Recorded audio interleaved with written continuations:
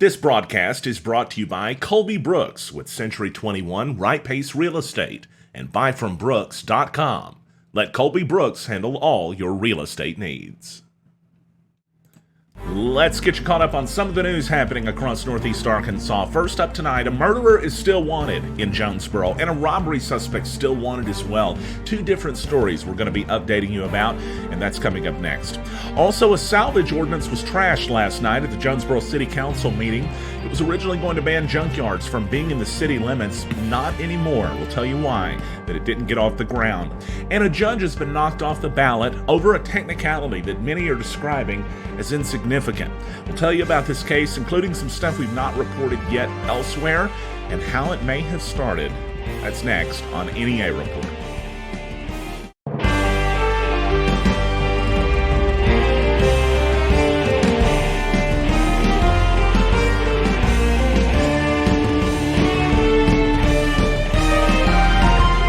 Now, Stan Morris reporting. A reward is currently being offered for information that may lead to the arrest to LaQuinton Lauderdale. He's the suspect in the Haven Hotel shooting that took place New Year's night. It was initially a shooting investigation, but it's a murder investigation now because his victim, Taquan Wilson, who was shot multiple times New Year's night, passed away. JPD confirmed the tragic news last Friday afternoon that he had passed away after suffering wounds to his chest, back, and neck. It turned the shooting investigation into a homicide investigation. A felony warrant has been issued for LaQuinton Lauderdale, who is considered armed and dangerous by the Jonesboro Police Department. Authorities also believe Lauderdale was wounded in the shooting. He was the second victim, according to JPD's public information specialist Sally Smith. There was an exchange of gunfire, possibly at some kind of party, but police are still fuzzy on the details, and they hope to gain a more clearer picture of what happened whenever they speak to Lauderdale. If you know LaQuinton, you know his whereabouts, send JPD a message on Facebook, on social media, or call them, 870-935-5657. You can call them 24/7. If your tip leads to an arrest, there's a substantial cash award being offered right now through Crime Stoppers of Jonesboro to solve this case, the first murder of 2020. Jonesboro Police Department also still looking for this masked man in an Arkansas Razorback hoodie that is responsible for robbing the Arvis Bank branch location on New Year's Day. They've still not found this guy, but they're still hoping that you might be able to help him. It happened around 1:30 Thursday, Highway 49, of course out there as you're headed out to the new hospital. The black male described as in his mid-20s, around 6 feet tall, and if you have any idea of who he may be, which is going to be tough because he's clearly wearing something pulled down over his face, and he may have a sock cap on over that, in addition to the hoodie being on over the top of that. Really, your only hope is facial structure or the hoodie. But if you know who he might be, 870-935-5657 to contact Jonesboro Police. Jonesboro Police Department also hoping for a little bit of help in this case. You saw the red circle there pull up at the top. That is a black passenger car, and a suspect is going to get out of that. And authorities are hoping that you might be able to help them ID this gentleman. They're saying that someone tried to use counterfeit money to purchase lottery tickets at the Kroger gas station on January 5th when this video was shot. Two other fake bills were used at the Walgreens on Caraway Road that night as well, and authorities want to talk to the gentleman that's holding his hand up to say 5 right there. If you have any idea of who he may be, give him a call or message Jonesboro Police Department on their Facebook page. You can submit a tip that's anonymous. You may get a reward if an arrest is made. The reference number for the incident report is 00128. Authorities hoping to find the identity of a suspect in a case of counterfeit money tonight on NEA Report.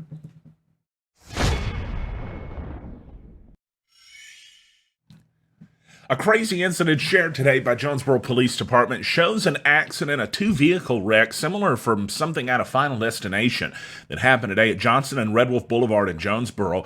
You can see the top half of the car almost looks like it was chopped off, which makes you immediately worry about the driver. And when I tell you that they had to perform an extrication on one victim, that makes you worry even more. But somehow the driver walked away from this accident with only minor injuries. A minor head injury or two is what I was told by Jonesboro police. Still a pretty scary accident that took place there at that intersection as you approach Hilltop, where all the new construction's taking place. You can't be careful enough in that area in Jonesboro. Jonesboro mayor had hoped to introduce a new ordinance last night that would ban new junk and salvage yards in the city of Jonesboro. Just to give you an update on this story, the ordinance was killed at last night's meeting. The city council seemed to have several objections to it, including one that brought up the idea of it possibly creating a monopoly for TRG in the city. There are a few other salvage auto part yards in the city, but no full-on junk yards like TRG, well, except for TRG, which is moving from downtown to the industrial area of the city. The ordinance would have made it impossible for somebody to create a new salvage or junkyard in the city unless they had special approval from the Planning Commission, but there was concern that that would give TRG a monopoly in the city, and for now, this goes back to the drawing board. A case now of political intrigue from Northeast Arkansas in Lawrence, Sharp, and Randolph County, where the 3rd Judicial District Division III Circuit Judge election is currently, well, the campaign is underway, and it's going to conclude for a primary in the spring. But as 4 candidates marched towards the election, one was stricken off the ballot, leaving only 3 now. It was Adam Weeks, who's a current judge in Lawrence County, who had a decision issued by Circuit Judge Chris Piazza that, well, the circuit judge was regretful to issue, to be honest. The language that was made in the order was clear that the circuit judge did not want to make this decision, but his hands were tied by the letter of the law. And his decision was to remove Weeks from the ballot. The reason being that Weeks had been, well, he had pleaded guilty to what's described as a, quote, infamous crime. It sounds so much worse than it actually is, but the Arkansas Constitution, Article 5, Section 9, states that if somebody is running for judge, they can't have been found guilty of a crime involving lying, making false statements, fraud, anything like that. They can't have pleaded guilty or have been found guilty of that. If so, he or she is disqualified from running. Here's what happened when Adam Weeks was 18 years old, in college, in law school. I mean, still really probably before he even got to law school. He was going to college, and there was 2 incidents that happened. One involving several accidental hot checks. It was all related to him buying food or gas. His mom deposited money in his bank account. It was less than $30 overall. He never pleaded guilty to those cases. Those don't even have anything to do with this. Even though they were in the claim, the judge said those did not disqualify him from seeking office. So we'll forget about those for now. This is about the fictitious tags incident that took place. 18 years old, and he was driving his car, which was then damaged, needed some repairs. So his parents had a used car lot, and he used a car off his parents' lot that had a dealer tag. And as he was pulled over one night, he actually told me he was pulled over for being the designated driver, driving kids home from a party that, he decided not to party so much at. He was pulled over that night and was given a ticket for driving with fictitious tags. He entered a not guilty plea, but was found guilty at age 18. In a decision, he said that a local judge made the wrong call in. But he was so young, he thinks to himself, it's never going to matter, right? It happened almost 30 years ago. And that's what the judge actually said. It's, at the worst, some immature, naive mistakes, at the worst. And sometimes it's perhaps even unfair to call it that in relation to the fictitious tag misdemeanor. But that actual misdemeanor has deemed Judge Weeks unfit to run for office. Not even in the view of the court, but as required by the court to rule. The court had no option because the law was binding, and it made it very clear. So how did this happen, and who made this decision? As far as bringing the lawsuit, not the judge, not the plaintiff, Judy Miller, who, she's not running for office, right? She's a local resident. Who pushed this? Well, the scuttlebutt behind it is that one of the candidates that's currently on the ballot pushed it. And there's only 3 left: Tim Watson, Holly Wilson, and Joe Grider. So we'll be watching this case very closely as we move forward. It's an election that was... well, it's not even to the election day, and there's already candidates being eliminated from the race, or at least it would so seem. It's highly unlikely the Supreme Court will hear this in time for Weeks to get back into the race.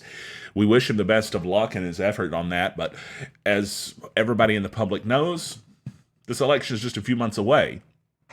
And getting on the Supreme Court is not an easy thing to do. Not the Arkansas Supreme Court, of course, the big one either.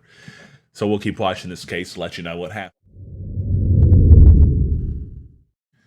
Well, there may be a new Hawkeye in Northeast Arkansas after a training incident, I guess we could call it, that happened yesterday at Sloan Hendricks Public Schools. A freak accident would be more likely the apt terms to talk about it. An arrow was shot through an arrow at archery training at Sloan Hendricks Public Schools yesterday. Incredible. This was done by Savannah Holland.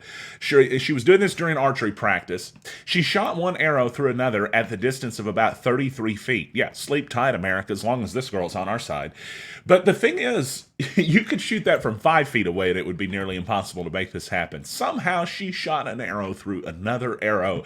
And we think this makes her part of the Avengers now, but at the very least, it gives us a really cool story to end the show with tonight. Thanks, everybody, for getting caught up on the news with NEA Report. We appreciate you for joining us, liking, sharing, subscribing. It supports local news and what we do. Become a supporter for only 99 cents, and you can find out even more news that's happening in your neighborhood. I'm Stan Morris. We'll be back tonight if more news breaks out. Until then, now you're up to date from NEA Report.